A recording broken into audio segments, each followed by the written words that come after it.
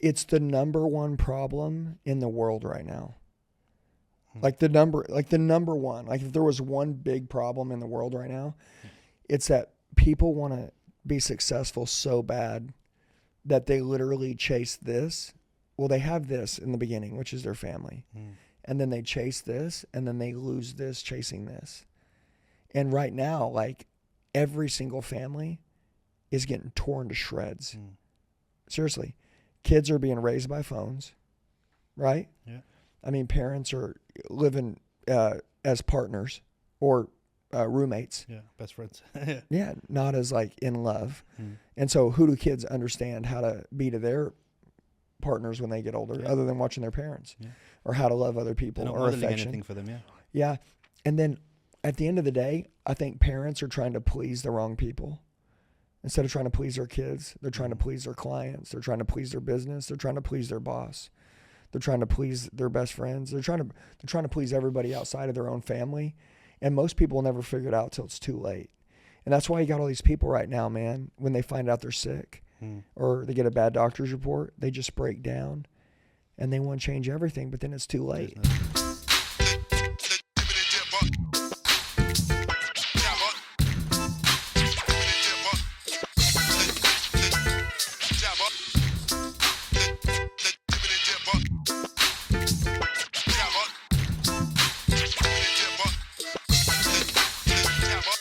Andy Elliot in the house. Mr. Elliot, welcome. How you feeling? Love it. Glad to be here, man. Good. First time in Dubai? People. First time Dubai. Welcome to the land of milk and honey, my friend. Yeah, beautiful place, man. We're excited, dude. It's an absolute pleasure to have you here. I want to know your feelings about Dubai, because obviously some people, when they hear Dubai, and I'm not having a dig at Americans, but a lot of you don't travel a lot, right? Yeah, facts. So when you say Dubai, they think straight away is the first thing that comes to their head, Yeah. right? So what did you think when you heard about Dubai, or I'm going to go to the Middle East, or... You know, everybody says Dubai is like, you know, hey, they got all this dough, they got all this money, they build these high skyscrapers, right? Like that's what you hear. I just told you a minute ago, like seriously, a lot of people geographically, I'm not even sure where it's at. Yeah. Middle East, whatever. I mean, look, I go to Mexico, we vacation, we stay on the beach. We have a bunch of houses in Mexico. We dominate the U.S. And then that's like the world, right? So we're like in this bubble. And then my buddy Ali's like, dude, there's this whole other side of the world. Like you're thinking so small. You're here. This is where all the people really are, is over here. And, you know, it's just kind of crazy because, you know, I always say greatness is found in the extremes, right? So like we're really extreme in this one thing. And we know we have followers on the other side of the world, but like, I don't really know what that means, right? And so Dubai is like, hell, I have no idea. I mean, I just heard there's money, there's skyscrapers, there's, you know, it's Middle East, I'm guessing, you know, Yeah. that's what I'm thinking in my head. Yeah.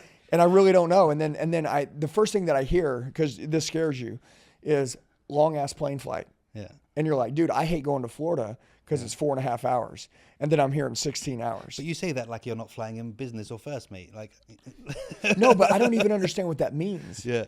Because there's a difference between, you know, going, what's a plane flight we flew over? Emirates. And then Southwest. Yeah, 100%. Right. Well, dude, because Emirates don't fly in the States. Yeah, I mean, like they're going out. Yeah. And so I've never been on a plane like that. And then, by the way, the 16-hour flight here, badass. Yeah, 100%. Incredible. Me and my kids watched the movie, laughed, ate, slept, have fun, cracking up. Boom, we land. We landed, yeah. Yeah, so it was amazing. Yeah. But I would say though that we've been in Dubai for 3 days now. We came for 10 days on our first trip, and within the second day here, my wife's like, how do we open a business here? How do we buy a house here? This is super cool. Nicest people ever. We feel super safe. I mean, dude, listen, I live in Scottsdale, Arizona. You walk into our company, we got about 100 guys. Everybody's strapped with weapons. You know, we got guns. Is that because it's dangerous, or is that because it looks fucking cool? Both. Be honest. Because I'd be wearing it just think, I'll be like, yeah, there's no guns anywhere else in the world. I'm going to wear this because I look dope. But like, but like here, it's like, you know, like it feels super safe. Like, bro, if you were to go to the beach now and you left your iPhone on the towel and went into the water for 2 hours, you'd come back. There'd be a note next to your iPhone and say, I noticed your battery was low, so I put my power bank in it to help you charge it up. Love that, and you man. probably have some more credit. Like, people don't steal. My car, since the day I bought it, I've never taken the key out of my car. Wow. Ever. Like, I literally just press stop and I get out and I close the door and I go. Yeah. And it's still there. Well, so for anybody watching this, I would tell you, like, number one, you know, like, I'm pretty hard. You know, like, great leaders are really hard to persuade. They're open-minded, but they're really hard to persuade. That's how we win, is because we know this is what we're doing. We know this is how we're doing it. We know this is the way, and we just know. And then we're open-minded, like, yeah, sure, I'll listen to some stuff, but we're really hard to persuade. This was a very easy, quick. Yeah, 100% you're moving here. Yeah, being Just so here, you know. we were like Jackie's if like, you we're need, going to if get you a need place any here. advice on which areas and stuff, because it is happening.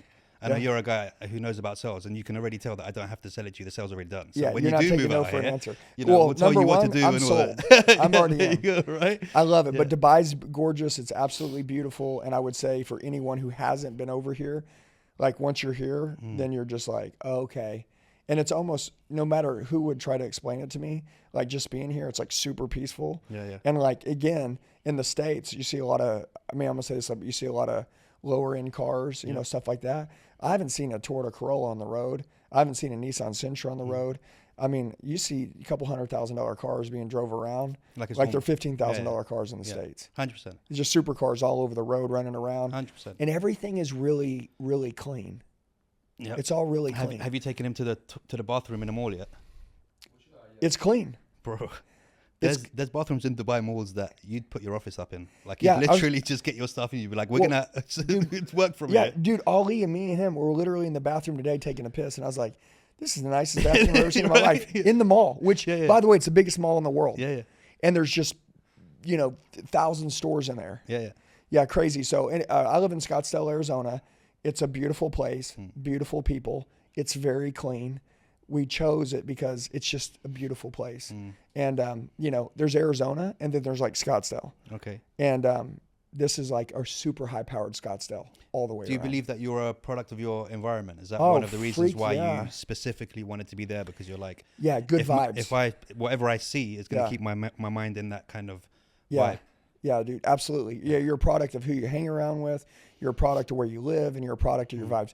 I'm all about vibes. So, so obviously, you know, I'm in sales. So I'm like a sales boss. When I walk in, I need the music. I need the rhythm. I need everything running my way. I got to look around. Everybody's got to have a good attitude. You got to be on the phone dialing. I can't stand distractions. Like shit's got to be on point. And that, by the way, that's how you get that machine going, right? And that's how you get the momentum going, right? And then, so when you're in the right place, it's like the momentum flows in the right place too. Yeah. Energy, you know, like, you know, I love sun. I mean, I love sun, like, you know, being outside in the heat. I'm a You lizard. will love I love Dubai in desert. July, my friend. But I love it. Like this Yeah, kind of yeah. mirrors Phoenix, Yeah, yeah. right? I mean, Yeah. except for its humidity versus dry. Yeah.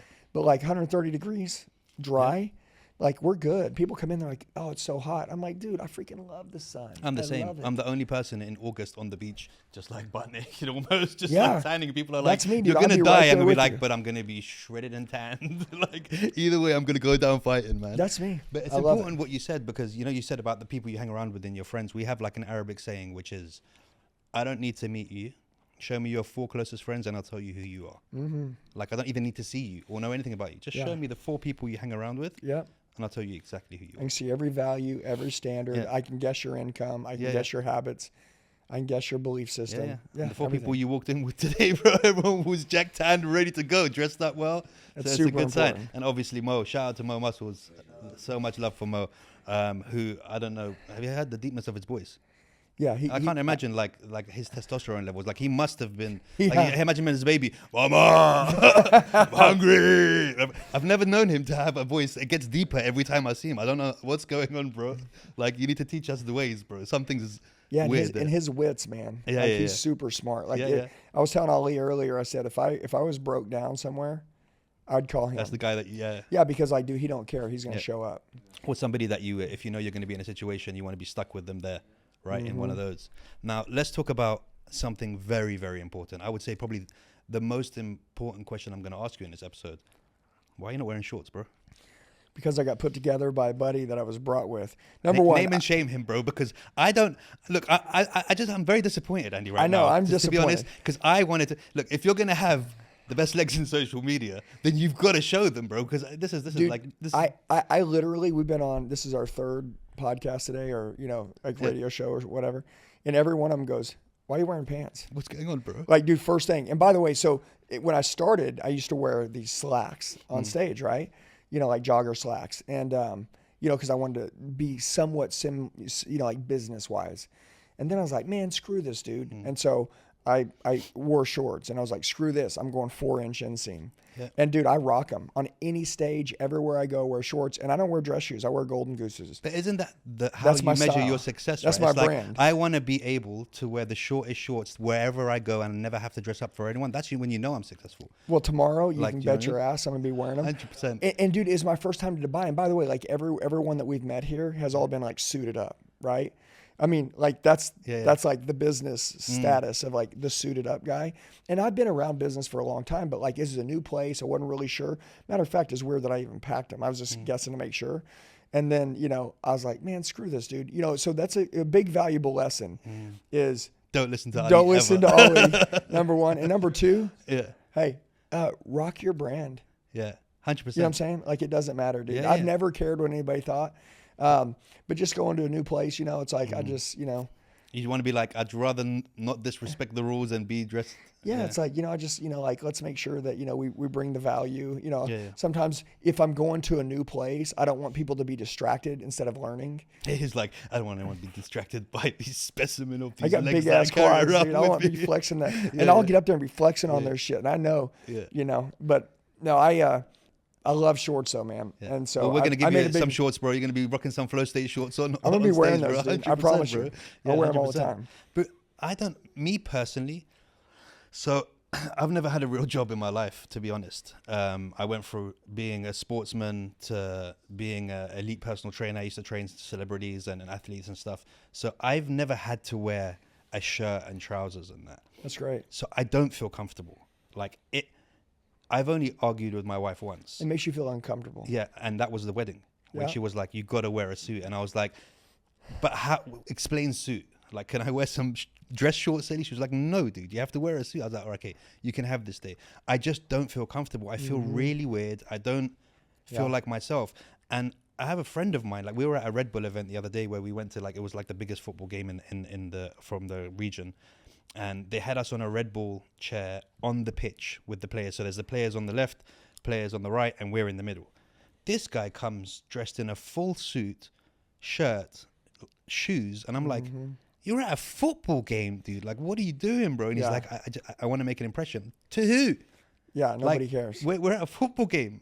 Like, there's more skin showing at this place than anywhere else. And I just feel like I would never want to dress in a way for other people. Yeah, so it's weird. So I have had a job, and I'm going to tell you, now I live like you. And, other than today, right? Yeah. When I was 39. I'm going to take your word for it, man. I'm going to start searching the internet now and the Elliot with trousers on and see how many I can find. 4-inch inseam shorts. Yeah. And at 39, dude, when I quit my job from 18 to 39, I worked for a company. And my wife finally one day triggered me, and boom, I started my own business, and I wanted to do something else. And from that day, immediately I was like, okay, like what do I do now? Because I'm used to wearing business attire, like slacks, dress tie, polos, like whatever, like because we're repping the corporations, right? What were you selling at that time? I was selling automotive. Okay. I mean, I was a general manager of a car dealership. Started selling cars at 18, up to 39. I was a general manager that I worked for an owner. Happy? Happy? No. Fuck no, I wasn't happy. No, I made good money, and that was a big valuable mistake, is that, never make decision based off money, but also from 0 to 18, I was dirt poor. So the first signs of money, which was like, that's success. And so anyways, so my definition of success was money. And at 39, I realized that the definition of success is not money. And when I changed my intentions and I started living my life differently, I 50x'd my income. It's so crazy, dude, that if most people never have the courage to change, and so the money they want to make, they'll never get. You'll never get it, because you got to become something else, something that the world's never seen in order to earn that kind of money. You have to. And I honestly, I needed to I hated my old life, which again was all money based. I wasn't taking very good care of my family. Did you know you hated it? Sorry to interrupt, but did you know you hated it at the Nope. time? Nope. Had No, no you didn't, idea. right? Yeah. So- But I know what I know now. Dude, I'm telling you this. So the reason why I can fix anyone, and the reason why our companies, we train 500,000 people, right? The reason why I can change so many people is because I see the eyes are the window to the soul. You can tell a lot of people don't know they hate their life and they hate it. A lot of people don't understand how free you live. You can try to explain it, but they don't understand it. And they will never understand it until you take them there. And so literally, if you can tell somebody what they're thinking or what they're feeling before they even open their mouth, you own them. And dude, when I look at people, I'm like, dude, that's not who you are. Immediately, I go on like, that's not who you are. So the relationship with my wife, the way that I operated with my kids, dude, the way that I liked me, truly at the end of the day, I'm going to tell you this. How much someone loves them is how much love they show other people. And so like, I love my life, right? So like, I can be with you. Like we walked up to you, like I talked to you like I've known you for 25 years. Yep. You know why? Because I fucking like me and you like you. And so we're cool. But a lot of people are really irritated. A lot of people are easily triggered. A lot of people are really short fused. A lot of people really don't like the life they have. A lot of people don't smile anymore. A lot of people are stressed out.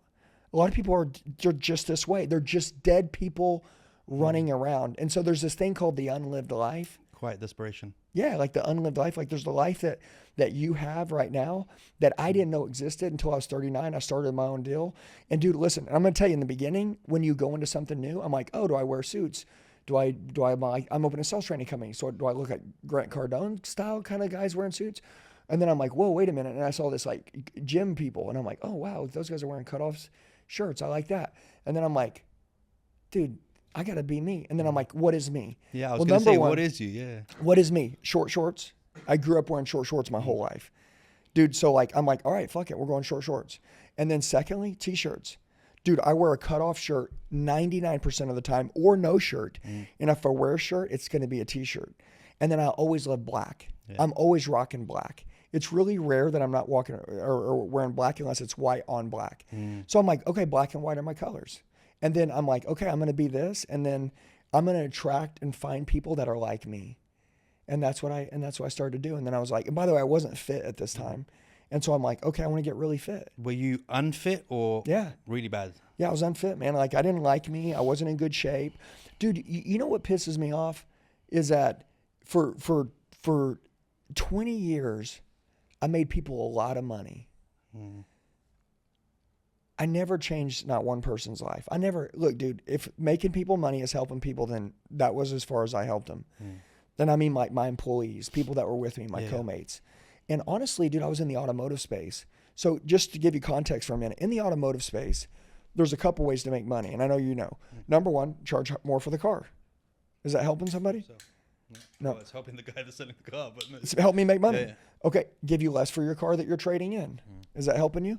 No. Charge you a higher interest rate. So in the automotive industry, and I'm not knocking the automotive space, but I want you to understand something. As a salesperson, you get paid off commission. Commission, there has to be gross. Gross is called profit. In order to produce a big check, you got to produce profit. So if you come in, I'm like, hey man, what's going on? The number one I'm thinking is, how much can I sell this for? What's the least I can give you for your car? What's the biggest payment you'll take? What's the highest interest rate I can charge you? Dude, it's like me from the beginning, like yeah. Bro, like, yeah. but watch this. Let's say I'm a good guy, and I was a good guy, but that was how we made money. And you're like, Andy, give everybody the best deal they can, bro. I'll go broke. I can't stay in sales. I'm out. So you either get it really good at hustling, or and talking, speaking, convincing, persuading, influence. See, I used all these skills, right? Almost the skills that a preacher would use in a church to convince somebody to give their life to Jesus or something. I would use that to convince somebody, this is worth more, take less there. This is the biggest payment that I can charge you. This is a good deal. Let's go. And I'd make you fall in love with me, and I would take it. And that was the deal. And that was the only way I could get paid. And I did this for 20 years. And in 20 years, listen, I'm not knocking any car salesman out there because I understand. I know how they get paid. They get paid to work a deal that's good for them and good for the customer. It's supposed to be a win-win deal, but the more gross, the more they get paid. Okay, it's very rare that these guys get paid on flats because most people don't work in sales for flats. If I paid you a flat $100 or $200 for every car you sold, you get out of sales. You just go get a salary job. You're like, no, I need to go find something that pays me good money. So we want to get paid on percentages. But at 39, dude, I was like, okay, I want to be in sales. I love sales. I love painting pictures, telling stories, selling ideas, selling situations, influencing, persuading. I love speaking. I love communicating. I love winning people over. I want to help people. I'm like, bro, I had this little hole in my heart, and I know like this sounds like kind of like stupid, but like I had this little hole in my heart that like I had zero fulfillment my whole life. When I would cash a check, I would get this little endorphin hit, and then it would go away, and then I'd go back on the hunt, thrill of the kill. I would just hunt, close the biggest deals I could. That would be my only endorphin. And then I was like, how am I going to fill this thing? I tried drugs. I tried drinking. I tried partying. I tried popularity. I tried everything I could get my hands on. And then one day I helped somebody, or I changed my life. I morally did the right thing for me. And someone else saw me and they changed their life because I changed mine. And they're like, dude, I want to tell you I changed my life, or really you changed my life and then I changed my life because I saw you change yours. And I was like, dude, that feels so good. So I went psycho, man. I went psycho on this like next level of like recreation, and all my speaking, all my communications and all that then was made to pep talk people's asses. So I decided to open, I'm like, what am I good at? What is my specialized skill? Sales. Okay, cool. What industry? At this time, it was automotive. Okay, sales, automotive. I'm annihilating the automotive industry, teaching every salesperson how to ethically do stuff right, how to become a good person, how to get in shape, and all these things. And everybody told me that was the stupidest thing that would ever happen in the world. And guess what? Of course we started making millions. Because they weren't willing to do it. That's why. Yeah, but we started making millions training these guys. And then these salespeople got good. Then they moved up into management. And then when they got the management jobs because they were the best, then they wanted me to train their sales guys. Now we had a customer, like to the salespeople, and then now to the businesses. And then once we went to automotive, people started messaging me and being like, dude, hey, I'm in roofing sales, I'm in solar, I'm in this. And then we went from niche down to wide. And then it went into life coaching. People were like, dude, I love the way I see you with your wife. You treat your wife really good, man. I love that. Way to rep your wife. Most people don't rep the family like that. Then it was like people wanted to live that standard that we were living. And it's like, then we went into life coaching. We don't sell fitness, but then we were like, hey, but we're fit people. And then we have sales. And then we went into leadership. And then it's like, we built this whole program, dude. I wear shorts. I wear cutoff shirts. I don't care what no one says. I have so much hate in the world. But for every hater, there's like 20 people you're changing their life. So like it's like totally cool. Plus feeders or haters feed the algorithm, 100%. Bro. Yeah, they help us get out there. It helps you to grow.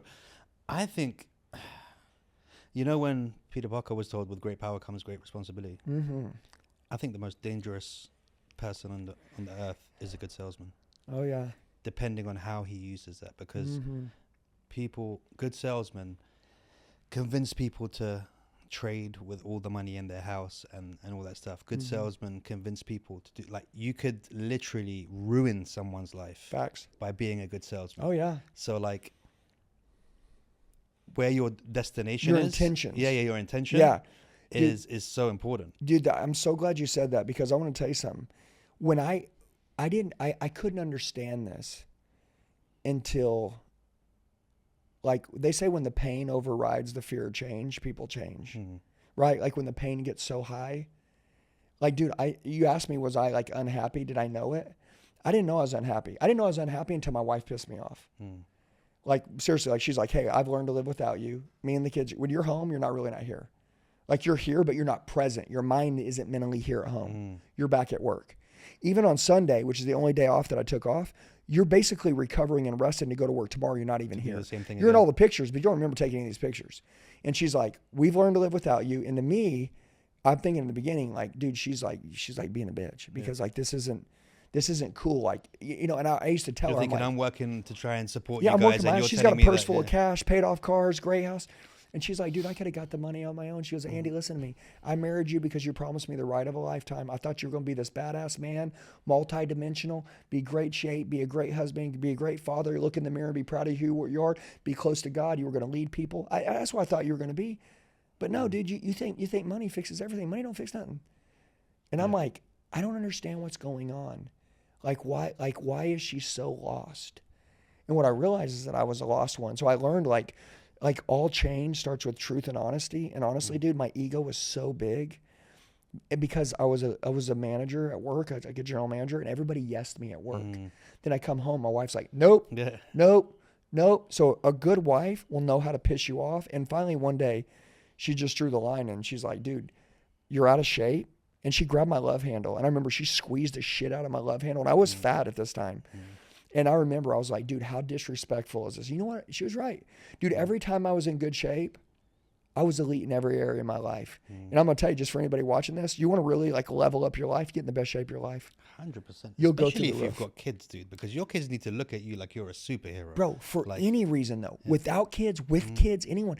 Dude, at the end of the day, you got to look in the mirror and like you. Because if you don't like you, you're screwed, bro.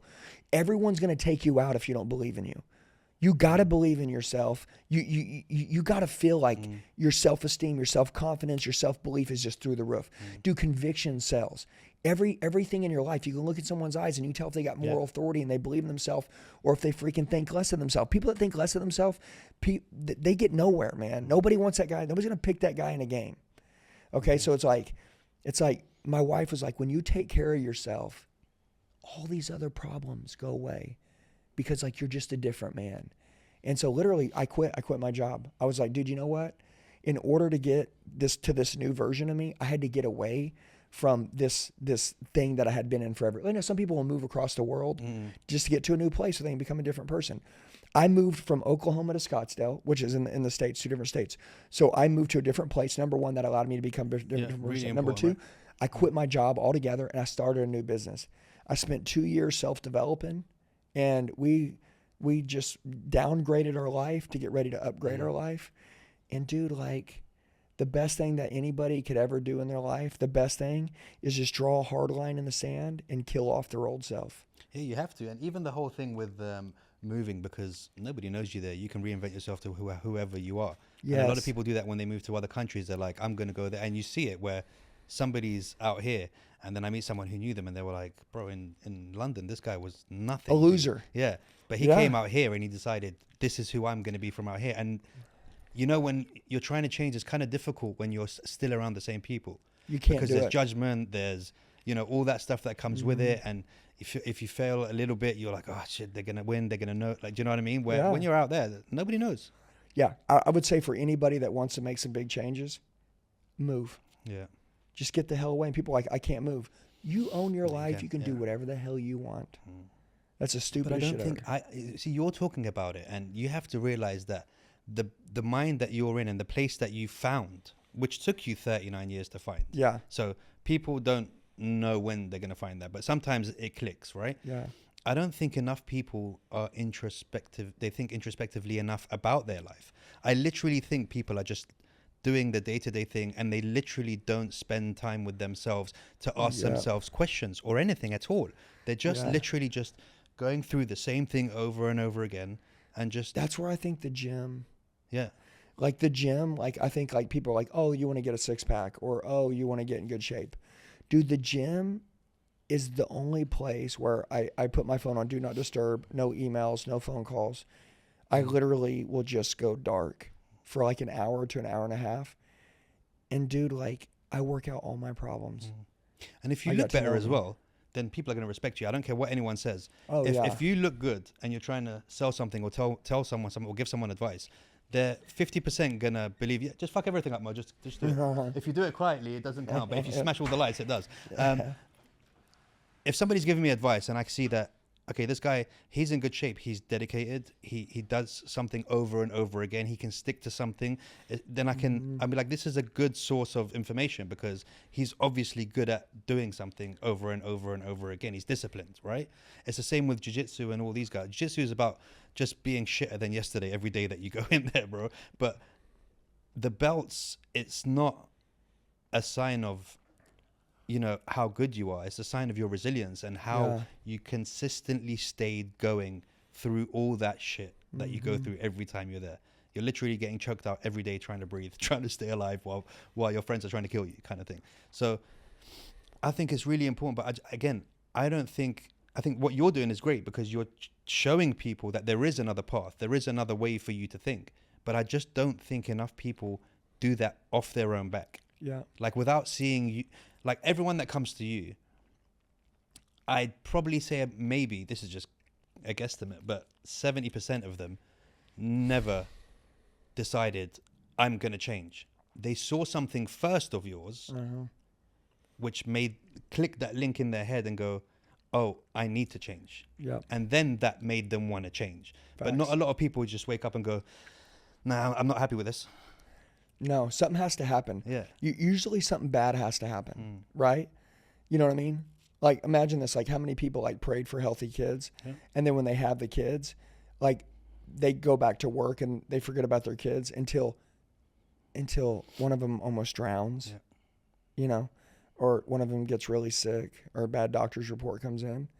Then all of a sudden they're like, okay, wait a minute. Like, I need to be with my kids. My wife's always like, dude, don't wait for something bad to happen before you like take care of what you know you to be taken care of. Yeah. And, you know, she's the reasoning in my head of always like, my wife has this really good intuition that like, Andy, you're either going to die and you're going to have regrets, or you're going to die and you're going to be really proud of yourself. And however old you think you're going to live, doesn't matter. You're probably not going to live that long.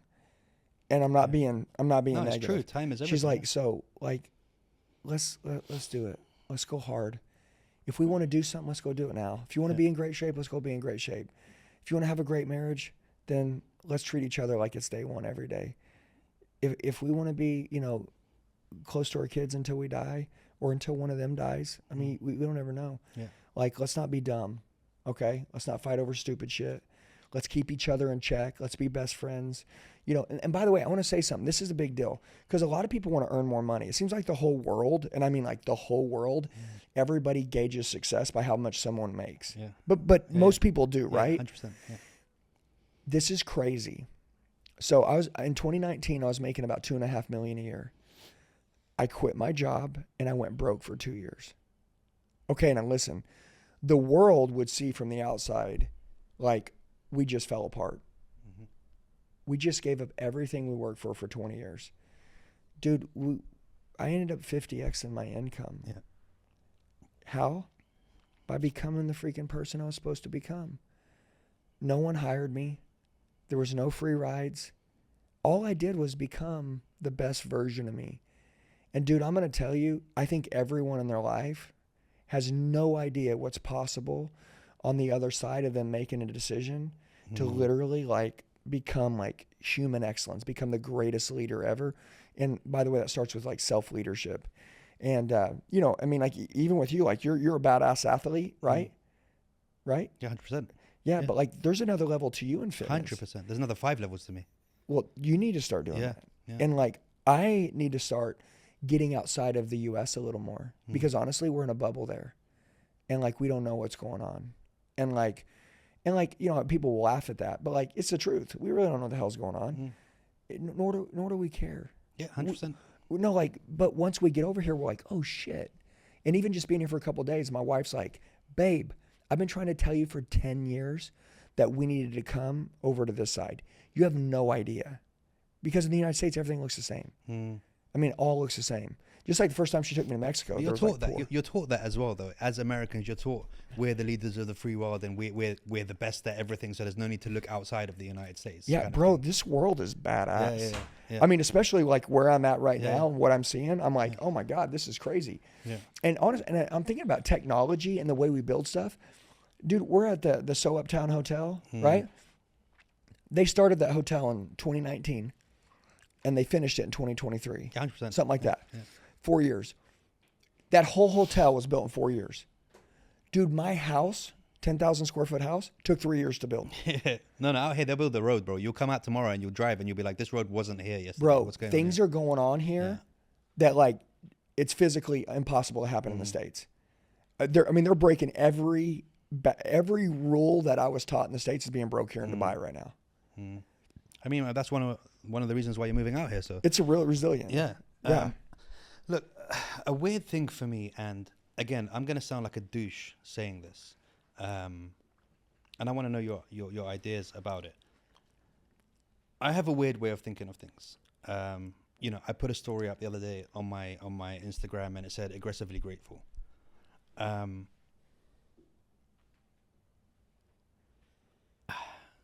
Depression exists. I get it. Yeah. I understand it. But I truly believe that people don't understand that it doesn't have to. Like, I don't think people whatever you're going through, I'm not saying it's not a bad thing, Mm-hmm. but you only have to look over the fence and it's 100 times worse. Yeah. And That's you can, facts. and every fence around you is 100 times worse. So the way I live my life is literally, I don't care enough about anything for it to affect me. And sometimes my wife's like, you got to have feelings about this. And I'm like, I don't. Like, why? Do you know what I mean? Mm-hmm. And I'm very lucky that I've been like that since I was a kid. But what are your views on that? Because I just feel like if you're complaining about anything, you're a cunt. Like, sorry, but like, you're alive. Do you understand what that means to wake up? Yeah, you already won. If I Googled the numbers, it's whatever you think it is, times it by 100, and that's how many people don't wake up a day. Like, again, I know everyone's like, you can say that, yeah, whatever, but it's true. Like, you can't complain about anything. Yeah, shit's going to happen, and it's going to constantly happen. And even if you have all the money in the world, your parents are going to die, your people you know are going to, you're always going to be, things are going to happen, but you don't have to be affected by everything. Well, what you just said is that you basically, and it's, I mean, very simple. You're the gatekeeper to your mind, and whatever you let in your head is how your life's going to go. You know, however you think is what you're going to see, and your perspective. You control your mind, and the good thing is you're not letting anyone else in the world control it. No one. And so the way that you see stuff is perfect. Dude, I got a picture in my photos and my favorites of a grave, like an empty grave. Like every now and then I look at it, not in a morbid way. No, but just in I think about this death is coming, so it doesn't really matter. Dude, what you're worried about doesn't really matter because you're gonna die anyway, mate. So just get over it and be happy. Well, watch this, dude. Yeah. The fact that you think about death, you'd be a fool not to think about death. Yeah, every day I think about it. Dude, I talk about death to my kids all the time. Yeah. Every day I talk about death to my kids. Every day, if you think about death, number one, how would you treat your wife? How would you treat your kids? How would you treat your team? How would you take care of yourself? Like, dude, listen, what would be the difference in the way that you kissed your kids goodbye for school if you knew you weren't going to see them again? For me, nothing. Bro, but there's there's levels to your quality of life. Yeah. And dude, there's people out there that will hear this right now and they're going to be like bullshit. They're going to say bullshit or this will go right over their head. You know what? I feel sorry for you. But this is what the question I'm asking you. Why do you think, because to me, it's the most logical way of living life. It's right. It's the most obvious way of living life. Well, your number one is that the people that are thinking the opposite of the way that you're thinking, you're not weird. Okay? It's weird to the world. You're weird because you haven't conformed. Dude, become civilized. You get numb. You get cold. You stop thinking. You know, like when Andrew Tate came out and was talking about the Matrix and the system and all this stuff, and they're like, dude, shut that guy's mouth. It's like people don't want anyone to think anymore. They don't want you to think about nothing. You know what they want? Dude, this is so crazy. These phones are so highly addictive, right? So highly addictive. If you just watch, people are miserable and they're depressed. Put a phone in their hand. What do? They get happy. They get happy. Bro, people are more happy watching other people live life and playing on their phone than they are living their own life. And honestly, this is so crazy, but I have 3 kids and I love my little girls, man. I love my son. I want them to have phones because they just want them. Their friends You want them or you don't? Well, no, I want them because I want them to be happy. The problem is when they have phones, they're How old are they? They're 14, 11, and 8. But when I say I want them to, like, I want to make them happy because I want to, like, I know they want it, and I know they, dude, listen, I took away all of their phones. They were fighting like hell. I took away all their phones. 3 days, 4 days of, like, withdrawals. Yeah. Dude, like, they're crackheads running around, begging me, Dad, please, Dad, please. My friend said he could post. Scratching crackheads. On the 4th day, it was kind of like, all right, we're not getting it back. They probably communicated better with each other after that as well. They became best friends. Dude, the love they showed us, the way that they were taking care of themselves, their happiness went from here to here. It's the craziest thing, man. I went to Mexico. This is last year. And I handed my phone to my assistant. And I go, I'm going to be gone for 2 weeks. Here's my phone. Here's my password. Handle my text messages. Handle everything. I'm not taking my phone with me. The first 2 days, I'm an adult, right? I got a good life. Everything's good. I'm honestly, I'm gonna tell you this because I like to. It's good to tell other people, but like my wife is like texting somebody. I'm irritated with her that she has a phone and I don't have mine. Yeah. I see my kids on the phone. I'm like, get off your phone. Yeah. It's like all of a sudden I'm realizing that I want my phone, and so I see them playing. So I'm like, dude, I'm an adult going through this. After 2 days, guess what? I don't even care no more. Yeah. Dude, my workouts were 20 times harder. My communications with my wife, my conversations with her were awesome. For the first time in my life, I was actually, like, in a long time, I was actually really talking to her about deep stuff. My kids, dude, because I knew my phone was gone and it was in another state and I couldn't even look at it if I wanted to, the way I was playing with them and the memories and the bonding that I did with them in those 2 weeks was insane. And I remember coming back home, I was almost like freaked out to get my phone back. And so anyways, I just want to say, like, I think I heard Tony Robbins say this. He said, the greatest responsibility that you have in your life is to be in control of your own thoughts. And most people, they don't think for themselves anymore. The world thinks for them, the phone thinks for them. And so at the end of their life, like, they're not ever getting to that unlived life. They're never going to get that life they could have had. And the phone is a tool, bro. Like me and you, we crush it with social media. Like that phone is a really powerful tool. By the way, it's something that's out there. It's always going to be out there. So we put out content that help people live a better life, to understand that, hey, dude, they have choices. They can wake up, and if they're sick and tired of being sick and tired, why don't you just listen up for just a quick second, right? Get off the TikTok videos for a minute, plug into a podcast, find one piece of valuable information, change your life. I mean, there's already been a couple right now that we pretty much gave a play. Move away from what you like or from what you hate. Get around good people. We don't even need to see you. Like, show me the 4 people around you. I mean, if we just stop there, like that there would change your life. The fact that you see, right, like the aggressive gratefulness, which is like, hey, dude, like there's got to be some good in everything. Oh, something bad just happened? Good. There's got to be some good in it. Who cares? Dude, with that mentality, you're always going to win. You'll never lose. Yeah. And by the way, you're never angry. You know what I'm saying? Yeah, 100%. You're always like, okay, cool, we're going to get through this. No big deal. And then again, like you said, like bad stuff does happen, but like that's life.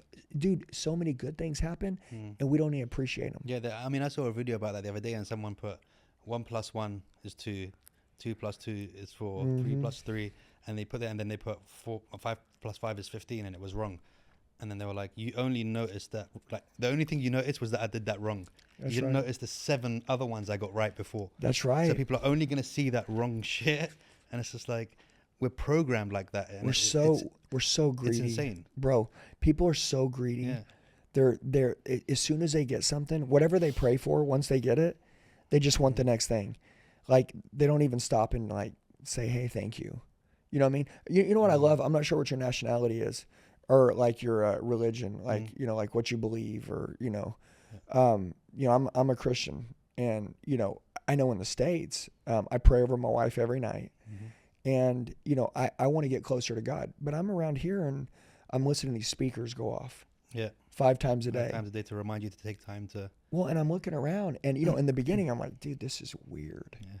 You know what I mean? It's kind of like, are we okay? Yeah. Like, is there something happening? It's like, it's that American thing. And they're like, yeah, they're coming. But it's like, ooh, you hear it. And I'm like, what's going on?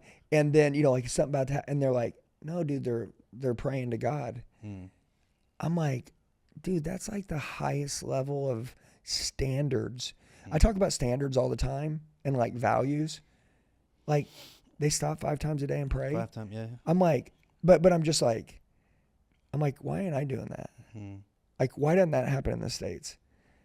Like we're supposed to be a one God generation. But I mean, it's like, no, but like, it's like, but at the end of the day, it's like, like getting away to another country and just watching, you're like, dude, like I need to wake up, man. Yeah, 100%. There's so many levels to self-development. The thing is, and the thing that I really like about the whole 5 times a day thing is that it's also a reminder not to fuck about.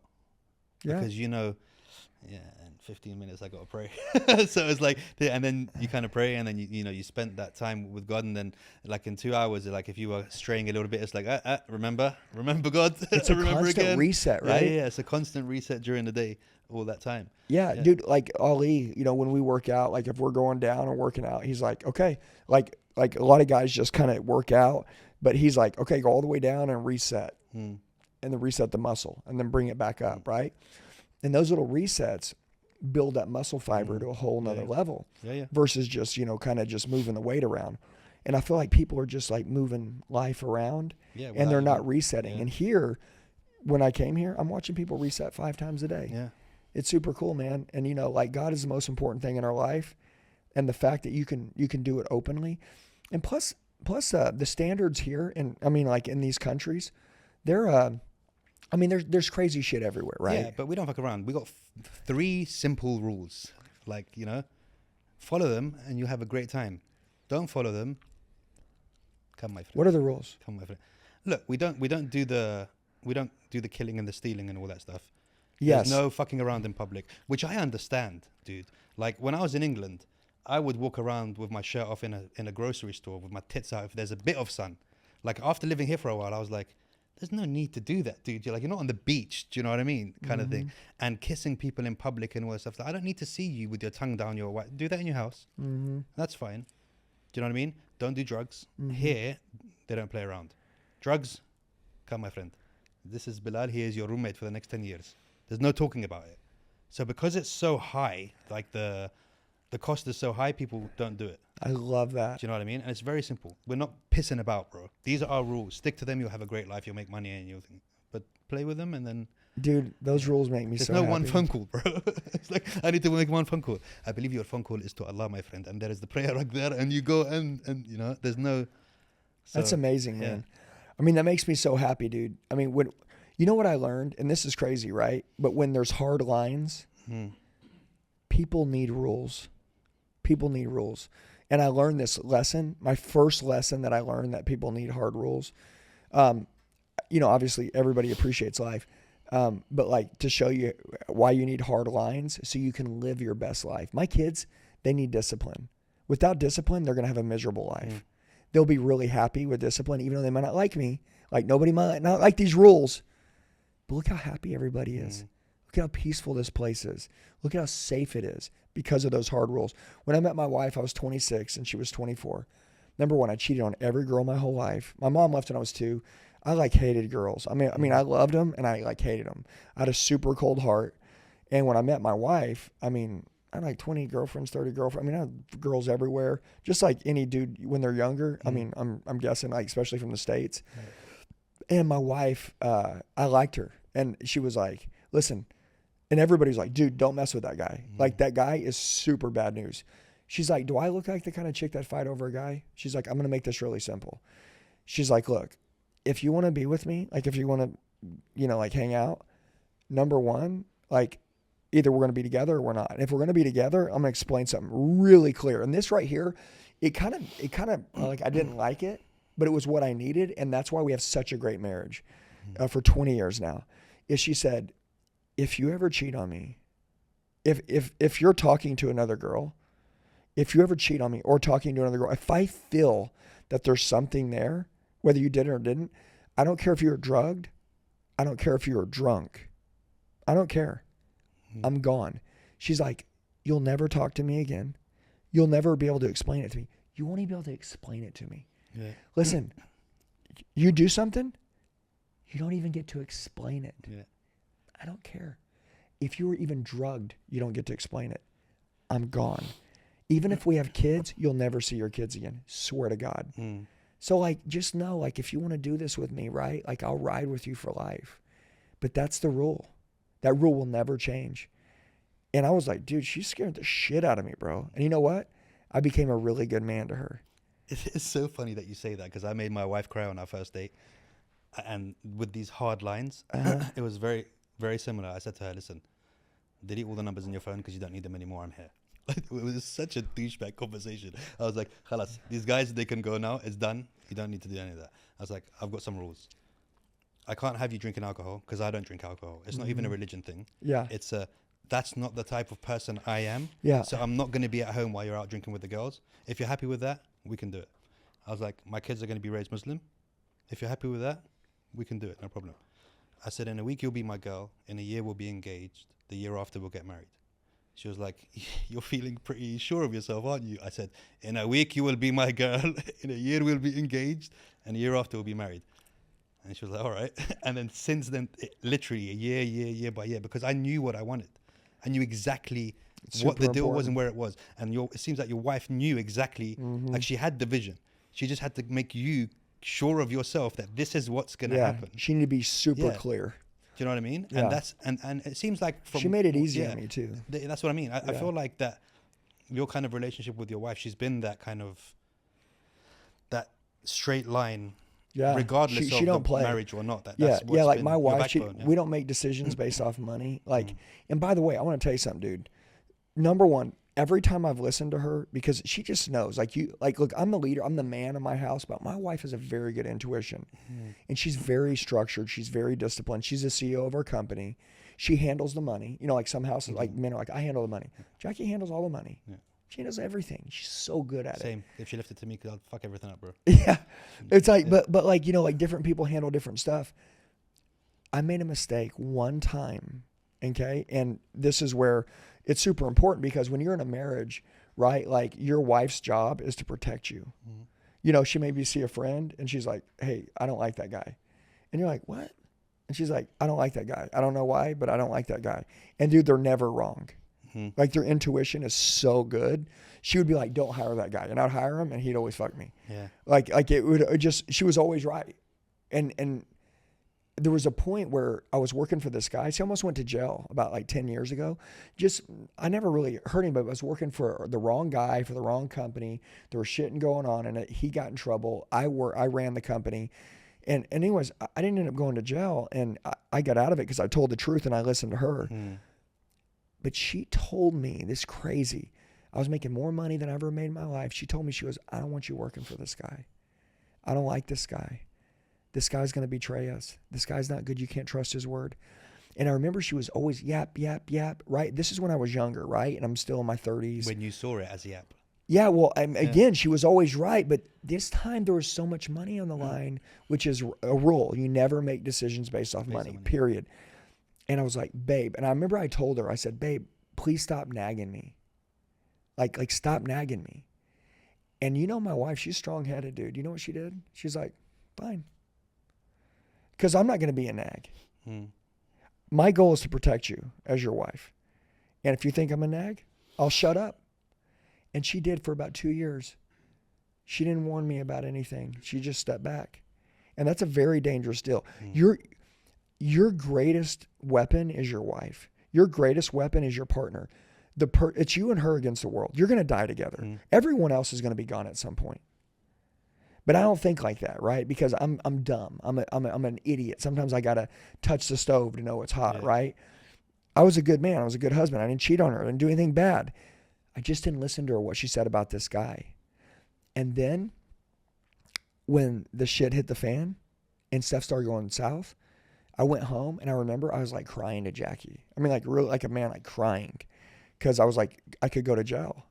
And I didn't do anything to hurt anyone or cause a problem. I worked for the wrong guy. And now I found myself in a position, right? And you know what Jackie did? She's like, I told you. You had to go learn on your own. I tried to protect you. You said I nagged you, so I shut up.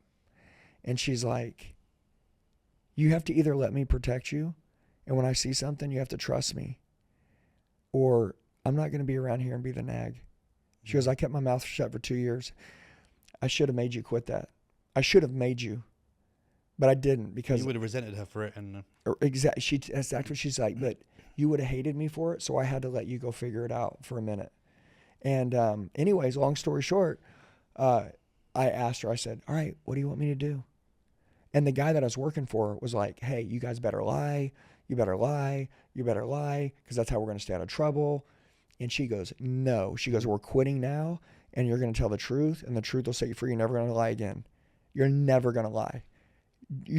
Andy, you're not going to. And I was like, okay, I trust you now.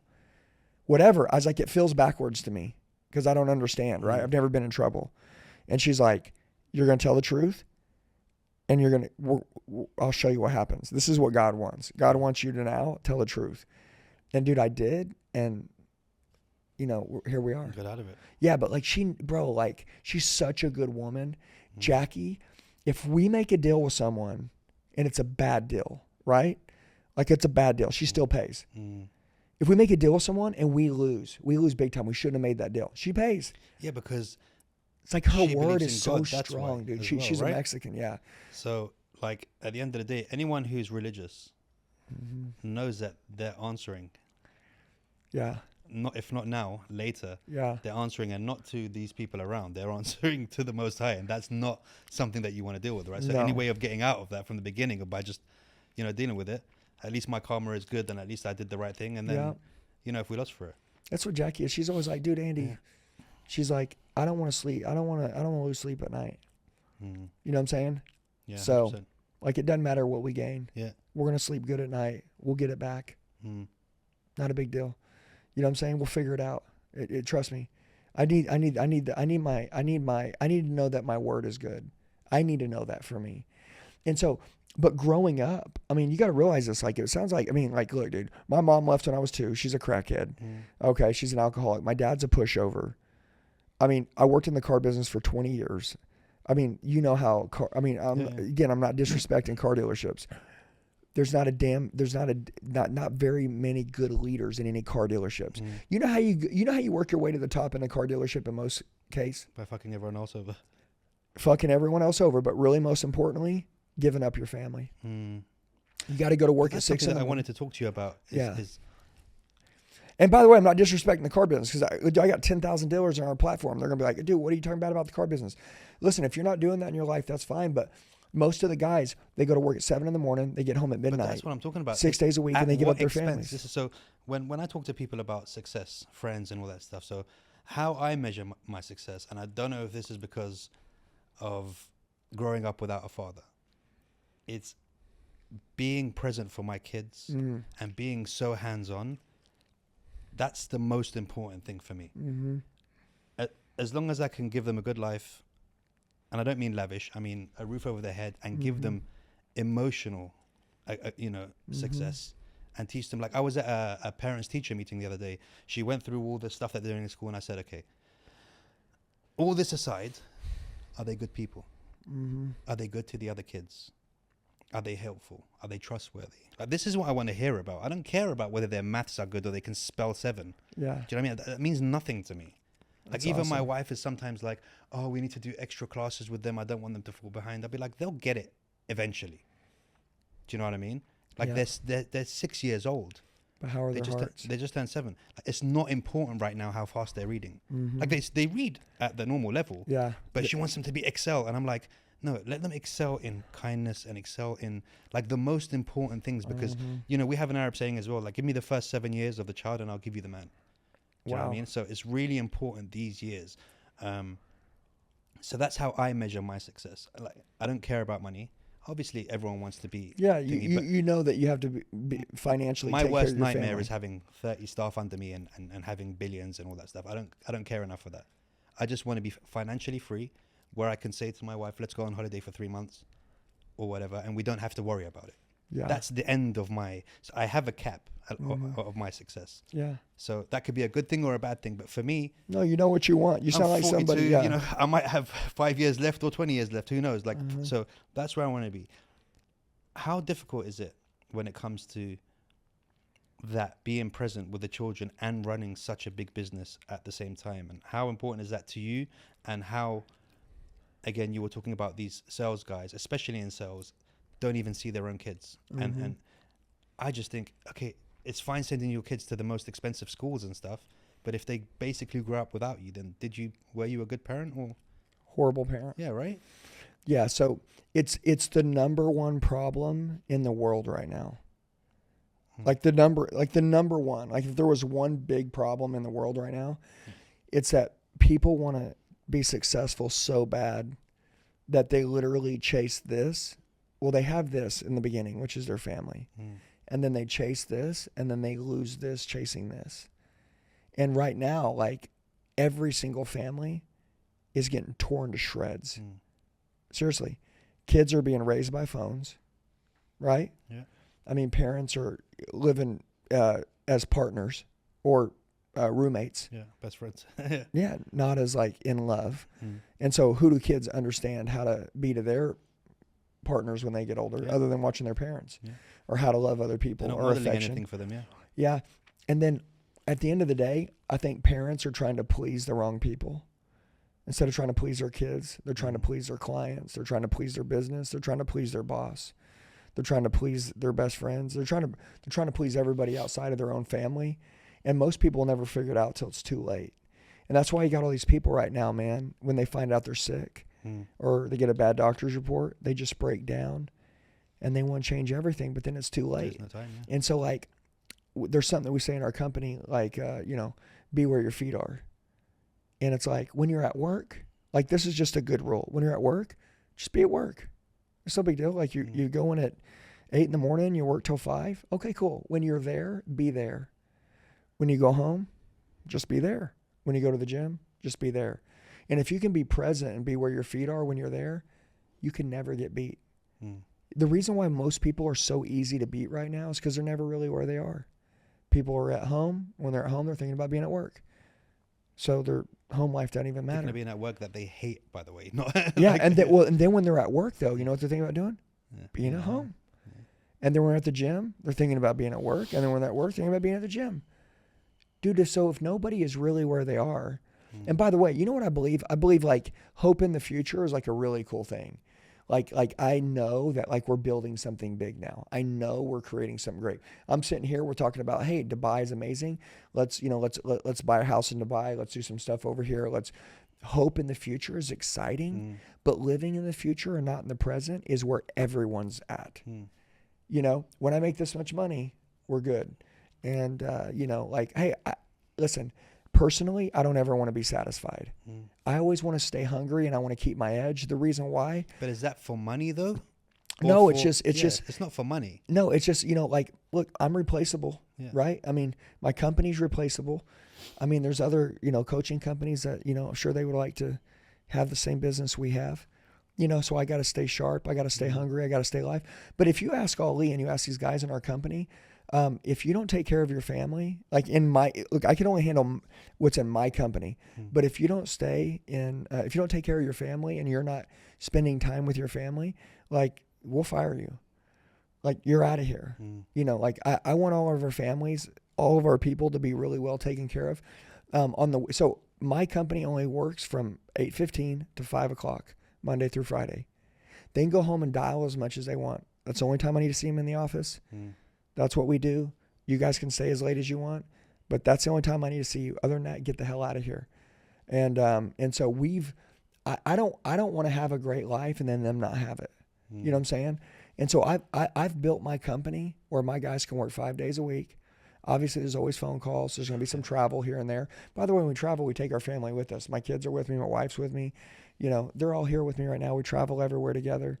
But yeah, most people in business, how you talked about school, like how fast can you read? Dude, they don't teach you how to raise a family. They don't teach you how to go and, do anything in business. People that teach people how to build businesses have never built a business. You spend, like in the States, you spend $50,000 or $100,000 to get a 2-year business degree from a guy that's never had a business. Yeah. Dude, he's never even had a business. And you just paid to learn from a guy who's never had a business. There's no way. If you came and asked us, you know what we'd say? Number one, when you go home, you better save special energy for your family or else they won't support your mission. Don't go home and complain. If your day at work was tough, who gives a shit? Don't bring that shit home. Your family's been waiting all day long. Your wife's been waiting all day long. Your kid's been waiting all day long. And you're walking into the house throwing trash at them. Yeah. Okay? Go home, spend a lot of time with them, be super loving, save special energy for them. Have sex with your wife every night. Why? Because it's really hard for the devil to attack your marriage when you're having sex. Like, be close. You know what I'm saying? I mean, it's like, dude, like, there's some simple rules, like, in a household that will really help everything. Don't lie to each other. You know, it's like, it's just crazy, man. It's difficult though, because again, we say this shit like, well, obviously, but people don't see it as an obvious. Like even the whole kind of the thing with the kids. Like I'm crazy when it comes to being around my kids, and again, that comes down to me growing up without a father. So I was at an event doing a panel. So they were asking questions, and they were like, "So AI is taking over. Are you scared that AI will eventually take over as a host for the podcast? Is that something that you're worried about?" No. And I said, "Look, a lot of people don't know this. My father passed away when I was 2 years old. I grew up till I was about 12 without a father. I don't know what he looked like. I know what he looked like from a picture, but I don't know physically what he looked like. I don't remember him. I don't know his mannerisms. I don't know how he treated my mum. I don't know how he was with his friends. If I die tomorrow, I've left my kids with 1,000 hours of AJ.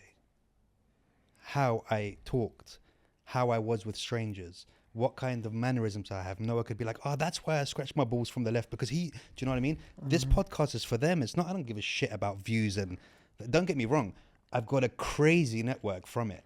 And I'm friends with some of the biggest people in the world, which is a blessing. Yeah. But that's not why I'm doing it. I'm doing it for them, dude. It's my fail-safe. In case something happens, I've left them with a legacy of who I am, my values, what I used to think, what I used to believe in. Do you know what I mean? So I was like, fucking AI, I don't give a shit if AI is going to take over, because I'm not doing this for YouTube. Do you know what I mean? Yeah. So how do we convince people that this is the way to go? Well, a lot of the times, again, we talked about it, like people are going to have to wait until something bad happens. Yeah, because they won't change. You know, man, and that's the reason why, like, I think the number one thing is us being really good leaders, and then us continuing every day. Like, this is your ministry, right? Like, you don't need to be in a church to make that your ministry. Yeah. This is your ministry. Every day you're sowing into people. You're funny, you're entertaining, but also you're dropping gold nuggets like left and right about how to live a good life. You know, and if I'm listening to this right now, if my son is looking up to his best friend's dad and not me, then I'm feeling this. I'm like, dude, I'm going to change. Yeah. Because like I saw that and that really hurt me. You know what I mean? And I'm realizing that like someone else is being a better father to my son than his own 100%. Father. Yeah. And so like that hurts me. So like now I'm listening to you and I'm like, okay, cool. I'm going to change. If your wife last week, has told you like, hey, we've learned to live without you. Like you're not ever here. Wow. And you're not changing. And then finally you come home one day and the suitcases are packed. And she's loading up the car. Shit will change real quick. And then you're like, wait. Because you have that urgency. Okay. Yeah. And like, and so like I'm just thinking in my head, they need to be hurt. People just need to be hurt. Pain teaches, I mean, it does do. Listen, 2 things I learned when somebody goes to lose their freedom, they appreciate life. It's like, when non-religious people are going to die, all of a sudden they're like, oh God, help me. It's like, where was that God a second ago when you were living the good life? You didn't care. But all of a second now that's the first thing on your mind. Yeah, and most people don't go to God until something really bad happens.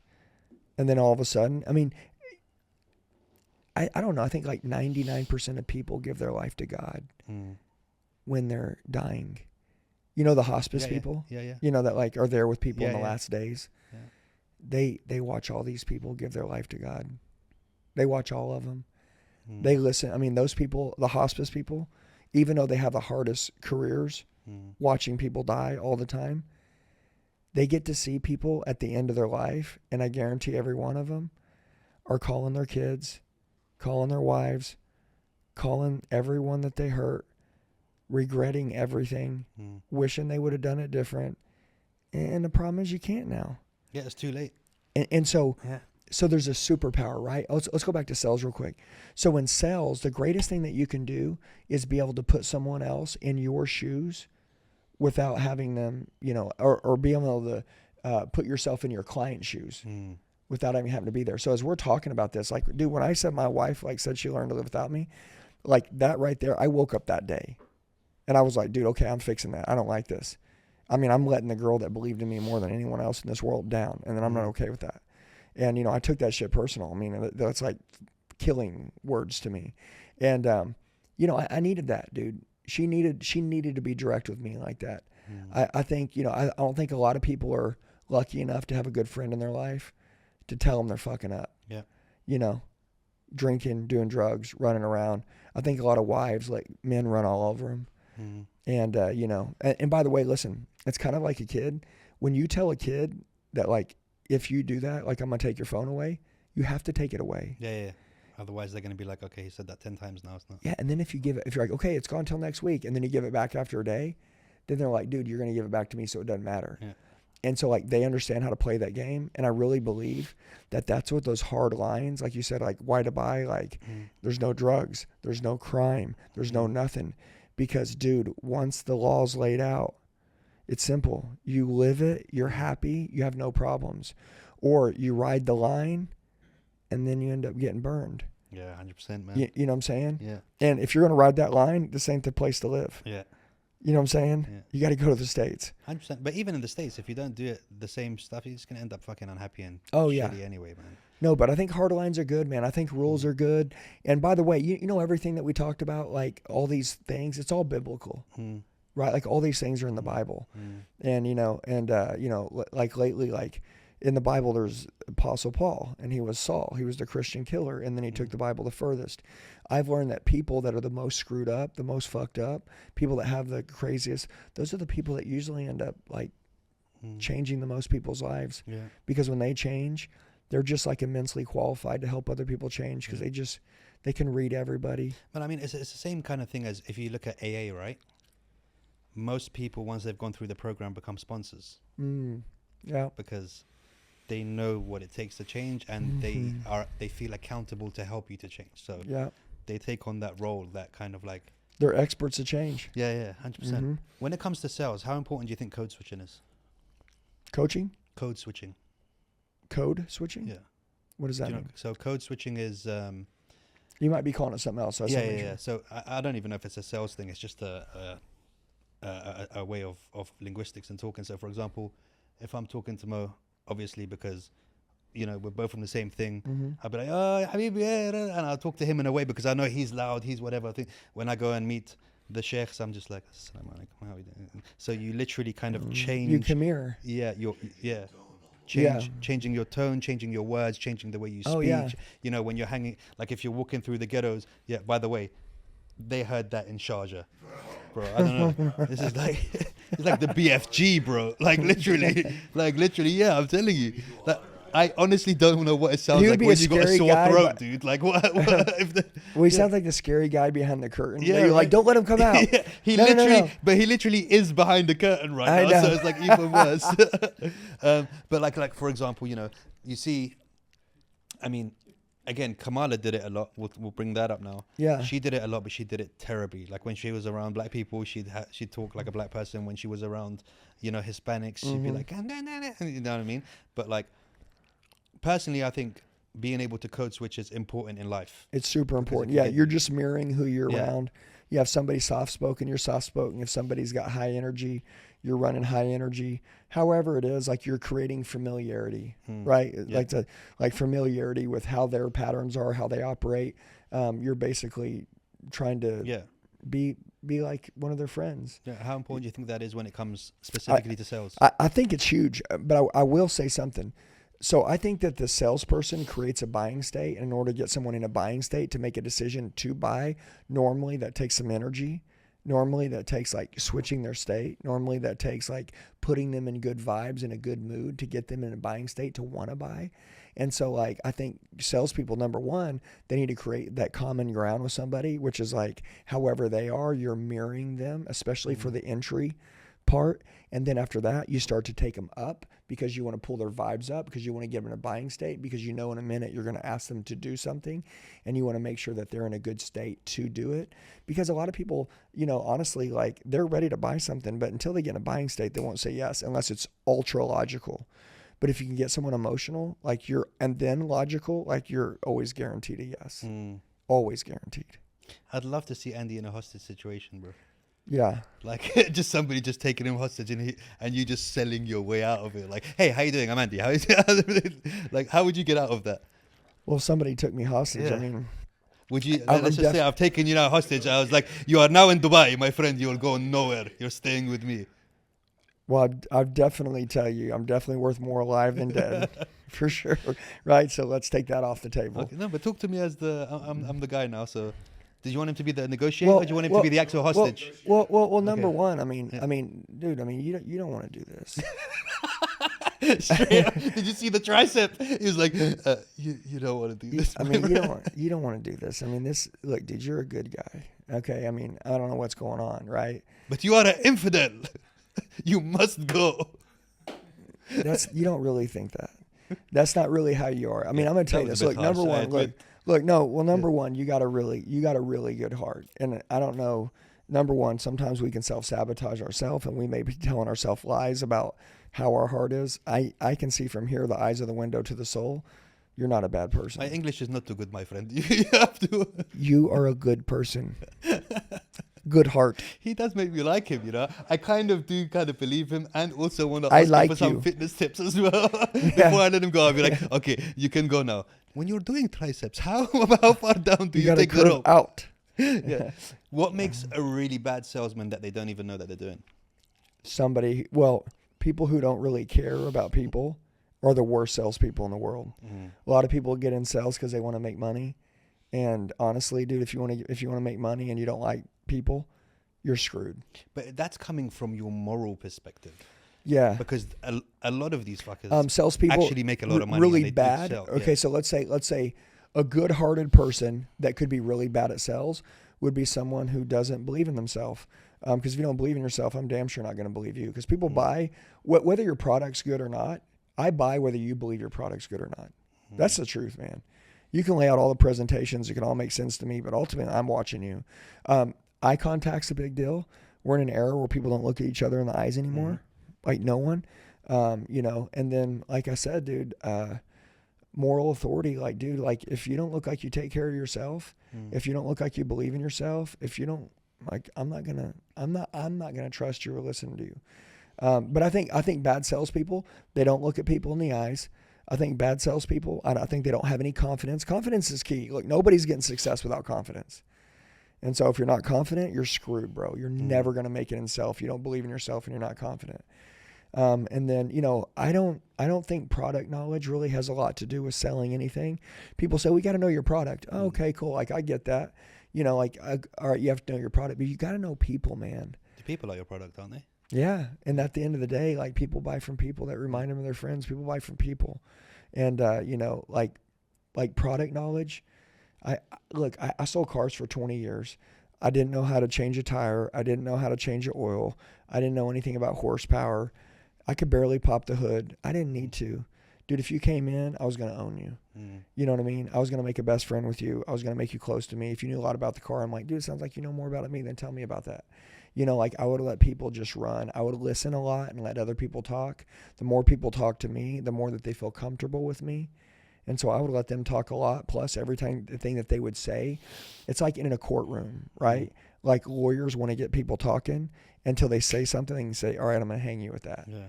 And so, like, you don't want to be the guy that talks a lot. But a lot of people like to hear themselves talk. So as a salesperson, you can ask great questions, get people to talk. And you're like, boom, I'm going to save that for later. Boom, I'm going to save that for the close.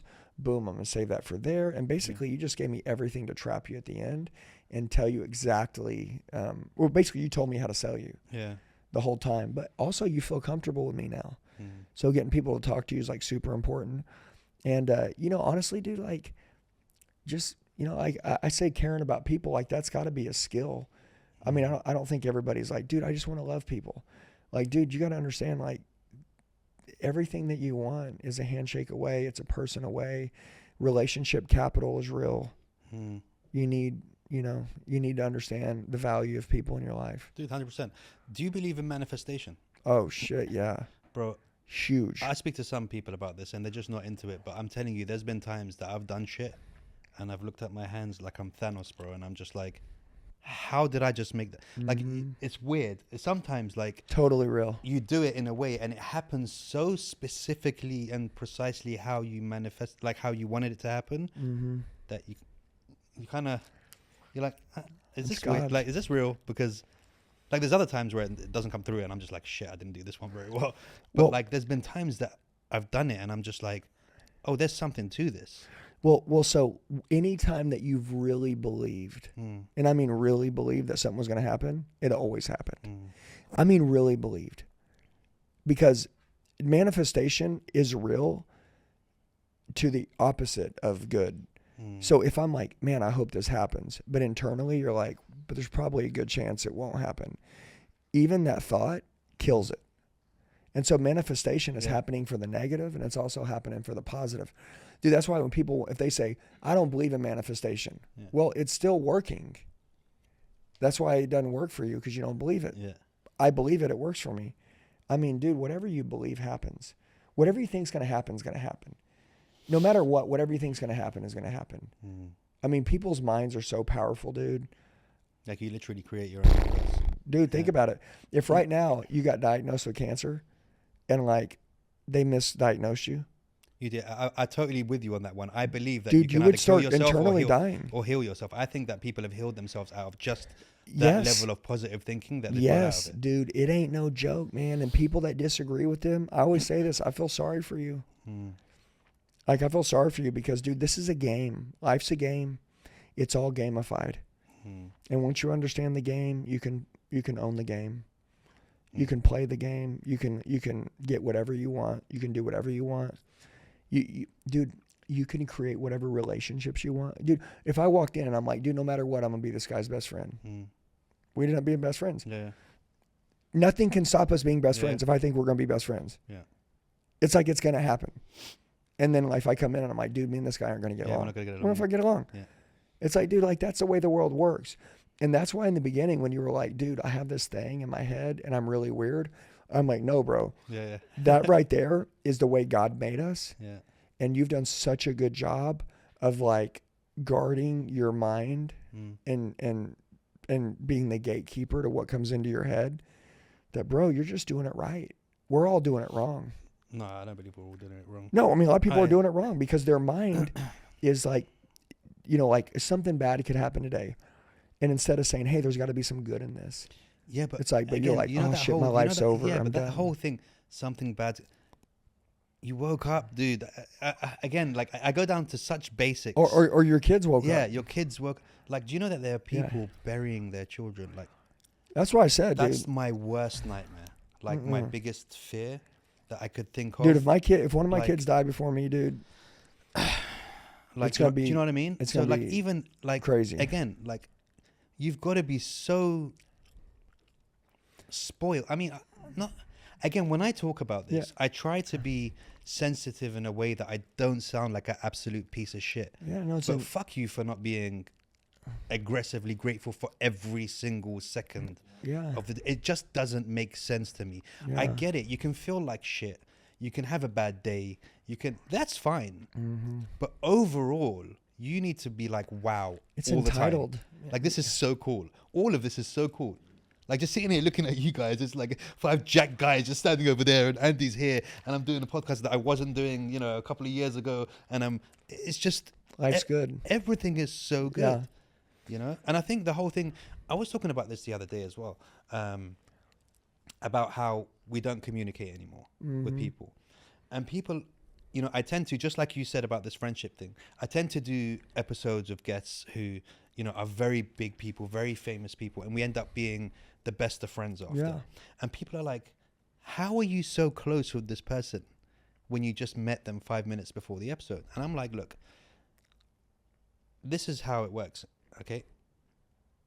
Tell me when, in this day and age, you get 2 hours of non-stop, uninterrupted conversation with someone. So what I've done, what we're doing today is we're cramming 2 years of friendship in 2 hours. Yeah. Because if I didn't do this podcast with you, I might meet you at an event, Yeah. speak to you for 2 minutes. You'll never And then know. 3 months later, I'll meet you at another event. It'll be 10 minutes. Mm-hmm. And then I might meet you at a boat party 7 months after that. It'll be another 15 minutes. Yeah. And that can go over 2 years, 3 years. Yeah. We literally not only crammed in 2 hours of no phones, no any distractions, but also we're being crazy very rare. personal. Yeah. You're talking about your fears. You're talking about your life. You're telling me about your wife and your kids. And I'm telling you about how I feel about the world. And it's like such a deep thing that we're managing to do in such a, short time that if you spread that out over a 2-year period, it would never happen, right? So like, Yeah. I'm so grateful again for these kind of things because That's you pretty don't, crazy. I didn't think about that. yeah, you don't get to kind of have these conversations with people Yeah. in your everyday life. It's amazing. Last time I spoke to Mo, he farted on the phone on a voice note, and that was it. Like, you know what I mean? It's like it doesn't happen anymore. So we got to be like really grateful, especially for what we do, Yeah. that we get a lot of chances and opportunities that people don't get. Yeah. Well, and you're number one, it's a special time together, but then also, you're finding some of the greatest people that have like beat all odds. Yeah. We talked about Comeback Kid, people that have come back, changed their life, Learning so much from them as well. Yeah. Like, so much that I can learn. From Yeah. the conversation. We always talk about this, but like you become like a collector of people. You're like, I want friends like that in my life. And now that, you've built this brand, right? Where people understand your standards. They understand what you stand for. They understand how much your family values mean to you. They understand what you'll tolerate, what you won't. They understand, that like, hey, it's no big deal, right? Like, it's not a big deal. Like, we're not going to stress out over stupid shit. They understand that, what success means to you, like your definition of success. Everybody has a different definition. And you can find people that align with those values, and those people, you can get to know them on your show. And then you become lifelong friends with them. And they're just like you. They're just like you. Yeah, it's crazy. Yeah. And so like you're collecting all these people along the way. And at the end, you'll have thousands of friends that were all really successful. Dude, you're not going to have some arrogant prick on here that's like, dude, fuck all these hoes, man. Let's make some money. Yeah, exactly. You're like, what? And be like, Okay. Excuse me, what host? My friend? Yes. Well, but like those people, they exist. Yeah. And they make a lot of money. Yeah. And it's just that's not you. But that's what I was saying to you when you were talking about that stuff. I was like, because you have a different moral compass and your direction and your starting point is different because your intention is different. Yeah. You get a lot of haters online. How do you personally, not as a business, you personally, because I mean, there's different levels of haters. There's keyboard warriors who are just going to comment because they're not in a good place. There's I can't remember their names. I'm not even going to give them a plug here. Pages on Instagram that do full documentaries in their stories and all that about like. So when you see that, what's your initial take on all of that? Yeah, well, like these people hate themselves. I mean, they hate themselves. Usually these people see something in you that they wish they had, and it kills them. I was telling Mo, I said earlier, I was like, dude, when I was out of shape and I worked in a car dealership and I was shoving pizza in my mouth all day long and not taking care of myself, I saw a guy who's in really good shape walk across showroom floor one day. And dude, in order to know like what haters are, you have to be one at one point. And I was making really good money, and I'm like, I'm like, I got a Ferrari, I got a Corvette, I've got these big boats, I've got these big houses. I look like a sack of shit naked. I'm not in shape. I don't have the best marriage. I mean, I'm better than most, but like it's average. Like I knew there were so many different levels. I know I ain't seen my kids really all week. I've been getting home and they've been sleeping. I don't really like me. And then I see this guy walking across showroom floor in really good shape and he's smiling. Immediately I'm like, dude, fuck that guy. Right? I mean, Fuck you and your Delty. yeah. Well, but I start thinking in my head, I bet he's broke. Yeah. I bet he lives in a shitty ass house. Yeah. I bet that he drives a freaking, a Ford Taurus. I'm like, bro, my head. His girl's fat. I bet his girl's fat. No, but like, I was saying everything that I could to myself to justify why I gave up not being in great shape. Mm. And it made me feel good for a minute, but because I wanted to be that guy. And so anyways, later in life, I ended up becoming all of the things that I wanted. And I was like, dude, I was a loser. And I understand, dude, that guy was doing something that I wanted to do. And because he was doing it and I wasn't, I was mad. It's like, dude, if you want to go pick up on some girls or something, if you're single, and then some guy walks up and starts picking up on all the girls, you're mad at him. Dude, I don't get it. But it's different though, because there's one thing of just seeing a guy and envying him. There's another thing, like, you know, I've got friends who are missing limbs and stuff like that, and they're posting stuff on social media, and some arsehole will be on there like, oh, I bet you can't bowl a bowling ball or whatever. Oh, well, those people, they hate themselves. Yeah, so that's the deal. So you got haters that envy other people that wish they were them, and then you got people that just hate themselves. I got a buddy, right, and his son's got he's a diabetic, right, and he's got this thing on his stomach. You know what I'm saying? Yeah. And we were all doing this workout outside, and he's got this, this thing that's hooked up to his stomach, like on the outside of his skin, which you could clearly see, but that's how he lives. And dude, people were roasting him on his page about his son, right? And bro, like, listen. I don't get that. No, these people hate themselves. But you know what I know, man?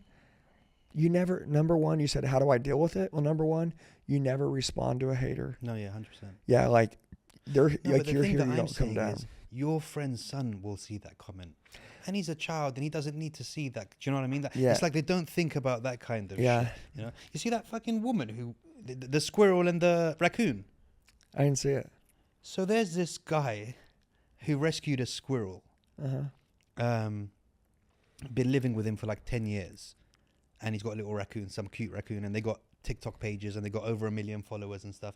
Some woman from the middle of nowhere on the other side of America called animal rescue or whoever on him. They ended up going there, taking them and euthanizing the squirrel and the raccoon. They killed them? Yeah, they killed them. No way. Yeah, and this guy has a whole farm where he takes in endangered animals and all different things. And it's like, at what stage are you at your life where you want to get you put out a hit on a squirrel, bro? Like, where do you have to be to put out a hit on a squirrel and a raccoon? Bro, they hate themselves, man. Listen, I'm going to tell you this. And most of these people, like, hurt people. You know what I'm saying? Most of these people have been really hurt, and all they're doing is... I don't get it, though, because whenever I've been hurt... they're just sick. It builds empathy in me, because I know what it's like. So I don't want anyone else to feel that. My automatic thing is empathy. Well, number one, the devil's real, right? Yeah, 100%. I mean, he's real? Yeah. I mean, these people making choices. Dude, that's nuts. Talk me through what you're doing on now in Dubai over the next couple of days. So we got a big event. When I say big, like we do these events every month in Scottsdale, Arizona, where we live. And so we have this huge platform online and digital. It's our digital real estate space where all these people are training digital with us in our digital platform. But every month we have our conference room will hold about 500 or 600 people in our location where we stay. We don't go rent a place or anything. It's right there in our own home or in our own property, our own campus, right? Our compound where we're at. And these people, when they walk in one way and they spend 2 days with us, they leave, they're all completely different. Every one of them, it's like total recreation. We change every one of their lives. We do it every month. We've done hundreds of these events, and we do them in the U.S. And, we walk into a mall, we walk into an airport, we walk in anywhere, 300, 400, 500 people will run up. You changed my life. You changed my life. You changed my life. We love it, but we've never been over here. So like, Ali's like, dude, like these people on the other side of the world are just the same as these people on this side of the world. Yeah. But we don't focus on this side. He's like, come over here, like, let me, and then that's where we got hooked up with Mo. Come over here. Let's do one of these events over here. A couple hundred people, just so you can see what the other side of the world looks like, and then do one of these events that you like to do. And let's just see what it looks like. Let's just go. And, it's like, it's always that thing. We're like, oh, I'm busy. But I was like, okay, cool. And my wife's like, dude, let's go. She's like, I've been telling you we need to go to other countries. My wife, she went to school in Spain. She's been all over, man. She's been to Europe. She's been everywhere. So she knows how cool it is, but I don't know. Yeah. And so anyways, just me being here, the plane flight, I always thought was going to be awful. It was a great plane flight. And then we land here, and then there's all these nice people. And then, you know, we wake up and, you know, it's like, oh my God, look at this place. And then everybody's amazing, and then it's safe. And I'm just like, why did it take us so long to get over here? So what's next is, number one, we're enjoying, you know, Dubai, but then we got this couple day event coming up, which is kind of what we do in the States. And we're just going to transform lives and do what we do back home. And it's just cool, man. Like, you know, it's just super cool. Like this is something that Cults are often cool. You can't explain. And by the way, I love heat. Yeah. So like everything matches what I enjoy. I don't like winters. Yeah. You know what I mean? Like I'm the same, dude. Yeah. You know, cause 6 months winter, 6 months summer, dude, honestly, when it's cold, I mean, I won't say I get depressed, but like I'm not happy when it's cold. I want it hot. Like it's a perfect fit to spend 6 months of the year here doing the courses and stuff. Yeah. So I love it. Yeah. One thing I want to ask you is, how do you, okay, you say they leave different people, but we're human beings, and we have a way of believing in our own hype for a week, and then after that going, yeah, fuck this, and just slipping back into the normal way. How do you keep them on that track? Well, number one, you got to tell them when they go to leave that if they don't plug into something, like if you leave here right now and you don't plug into something in 3 weeks, you were motivated. You know, number one, you got to be driven. Driven people destroy everything that gets in their way. Motivated people get destroyed by everything that gets in their way. So you got to become driven. You got to anchor like to something that makes you want to really win. But what do you do when you leave? You got to stay plugged into something. So when these people leave our events, we always leave them with a system that they can train in every day for 15, 20 minutes. And then thousands of messages and videos and trainings and skill and everything that they want to learn is all inside the system. And by the way, like we do weekly Zoom calls for accountability where they can log on. We do them Monday through Friday every morning for an hour with our whole company that does the Zoom calls with my coaches. So we just try to set up as many like things that they can plug into as possible. And then, like you said, there's some people that just aren't ready to change yet, you know? Like they haven't had enough pain, you know, or something bad hasn't happened, or they don't believe in themselves enough yet. Or they'll go back home and then someone else will be like, dude, you went to a seminar? That's the gayest shit I've ever seen in my life, dude. You need someone else to tell you how to live. And then someone else takes up space in their head and gets them to quit on their goals. And so, you know, you see it all the time. But I will tell you this, a lot of people, they do change. And but how I know if somebody will, so at the end of it, like our monthly training platform is only like $299. It covers all self-development, everything from how to build your brand, how to be a great leader, how to be, you know, a badass salesperson, all the objections, how to overcome, you know, if you're in sales, just how to live right with your family, how to get physically in great shape, life coaching, you know, how to make decisions, like time blocking. We put all this stuff in there, so it's all there. But that coaching costs $299 a month, right? And if they won't invest at the end, you know, that $300, you know, per month to invest themselves, well, they're not going to make it because they don't think they're worth it. And so, you know, I learned it like if you don't cut the check for speed, or if you don't pay for it, you won't pay attention. And like people have to pay. Yeah, you have you said you do jiu-jitsu, right? You have a membership that you pay every month or whatever, wherever you go. Pay to get choked out is the worst thing ever, bro. Right, but like, dude, but can I ask you a question? I'm gonna change this for a minute. But you don't own the place, right? Someone else owns it, right? You pay every month, and you like to pay. What if the guy who owned it was like, "Hey, bro, you're my boy. You don't have to pay anymore." I'm gonna be really honest with you. That's how it is now, but I'm kind of a sick individual, so I go. But I get what you're saying. Yeah, but most Anytime people you do wouldn't. things for free for people, they don't do it. Right. But well, I do have that situation. well, I didn't see- want to say it online because there's a lot of people in the class that are gonna fucking get pissed off. No. But at the end of the day, yeah. but you're 100%. but you're different. You know, most people though, if I was like, "Hey, bro, Watch. 100%. You're like, hey, dude, I want to get in great shape. Yeah. And I'm like, okay, cool. And you're like, can you train me? Watch this. And I go, yeah, you're going to pay me $2,000 a month and I'm going to train you. 100%. Dude, you pay me $2,000 a month, you're going to do everything I say. When I used to train people, they had to pay a minimum of 3 months up front or I wouldn't take them on as a client. Yes, because dude, they gotta have skin in the game. But then and accountability, because they don't want to miss that. They paid for that shit, so they're like, I'm not missing a 500 dirham session just for like, you know what I mean? Yeah. But if and there's no refunds. 100%. Yeah. So but if you're like, hey man, will you train me? And I was like, dude, you're my boy. I'll do it for free. Dude, you completely lost all respect for the training. Yeah. It's gone. Yeah. And so, anyways, I just say like, people have to pay for stuff, and that's what makes me really do it.